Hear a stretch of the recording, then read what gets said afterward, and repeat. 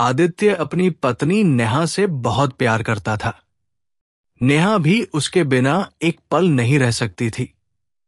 जयपुर में आदित्य का हीरों का व्यापार था और पैसे की कोई कमी नहीं थी। एक दिन आदित्य ऑफिस में काम कर रहा था जब उसे अब तक का सबसे बड़ा ऑर्डर मिलता है। आदित्य विक्रम से, विक्रम, ये हमारे करियर का सबसे बड़ा ऑर्डर है। मुझे इसे पूरा करने के लिए बैंक से लोन लेना पड़ेगा।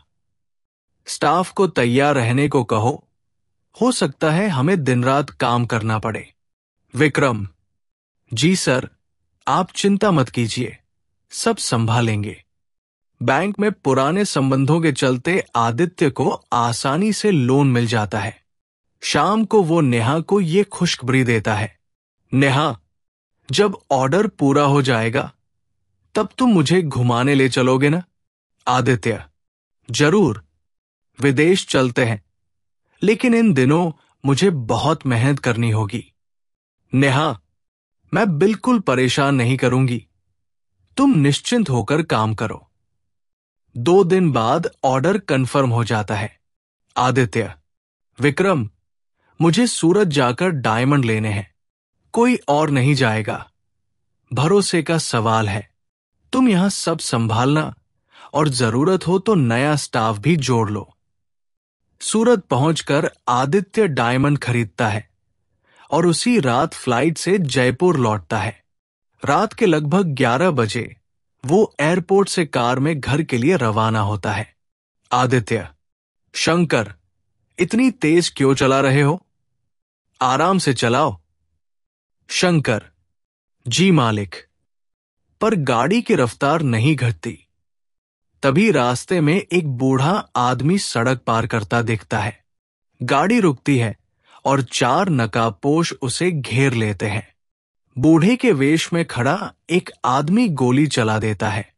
आदित्य का शरीर गोलियों से छलनी हो जाता है। उसके साथ लाया गया सारा सामान लूट लिया जाता है। शंकर, मालिक को मैं लेकर आया था, पुलिस मुझे पकड़ लेगी।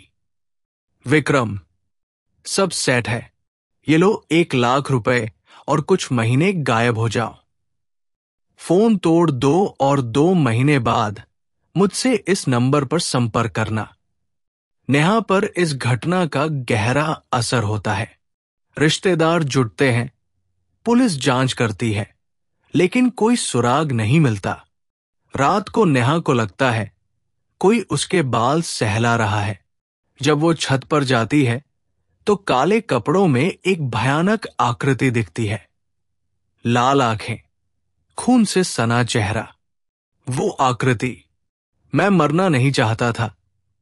ये आवाज आदित्य की थी।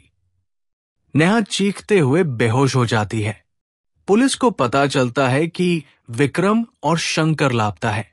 इंस्पेक्टर, मैडम, आपको किसी पर शक है? नेहा, चिंता मत कीजिए, मेरे पति खुद उन्हें सबक सिखाएंगे।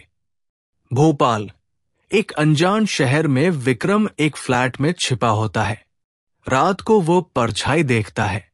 विक्रम, का कौन हो तुम? आवाज, अपने मालिक को भूल गया? आदित्य विक्रम को डराता है और अगली सुबह विक्रम की लाश सड़क पर पाई जाती है। 20वीं मंजिल से कूदकर आत्महत्या कर ली थी। डायमंड पुलिस को फ्लैट से मिल जाते हैं। इंस्पेक्टर, मैडम, विक्रम मर चुका है। आपके पति के सारे डायमंड भी मिल गए। नेहा, अब शंकर की बारी है। आदित्य उसे ढूंढ लेंगे। कुछ दिन बाद शंकर को आदित्य उसी खौफनाक रूप में सपने में दिखता है। आदित्य, मैंने कहा था गाड़ी आराम से चलाओ। डर के मारे शंकर बाहर भागता है। सामने से आती एक कार उसे कुचल देती है। मरते वक्त उसे आदित्य फिर दिखाई देता है। शंकर, माफ कर दो मालिक। आदित्य मुस्कुराता है। अब नेहा छत पर जाती है। नेहा, आदित्य, मुझे भी साथ ले चलो, तुम्हारे बिना कुछ नहीं बचा। आदित्य, नहीं नेहा, तुम्हारे आगे पूरी जिंदगी है। नेहा, मुझे तुमसे किया वादा निभाना है, चलो साथ चलते हैं। ये कहकर वो छत से कूद जाती है।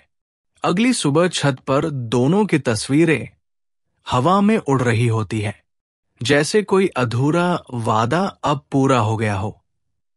अगर आपको ये कहानी अच्छी लगी तो चैनल को लाइक करें, सब्सक्राइब करें और दूसरों को शेयर करें।